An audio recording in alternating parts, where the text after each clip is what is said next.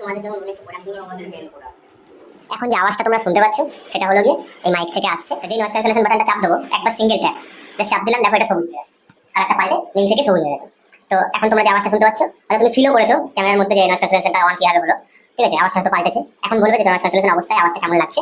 আর এটা ইউজ করা তো হাতে নিয়ে কেউ করে না, তো অবভিয়াসলি বাদে। তো এখানে কলারে এরকম ভাবে ধরে জাস্ট এরকম ভাবে রাখলাম। এবার বন্ধুরা তোমরা বলো জিনিসটা কেমন। আমরা এখানেও রাখতে পারি, অনেকটা দূর থেকেই তো আসে, তো এখানে রাখলে কোনো অসুবিধা নেই, তোমার মন খুশি যেখানে খুশি রাখতে পারো। তো আমার মনে হয়, আশা করি এই প্রাইস রেঞ্জে যথেষ্ট ভালো একটা প্রোডাক্ট।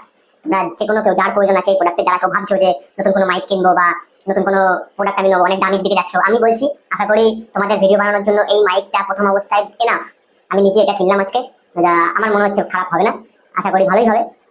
ঠাকুরকে তো রাখছিটা ভালো হোক। এটা রেঞ্জ দিয়েছে 50 মিটার, ওকে 50 মিটার রেঞ্জ আছে এটা।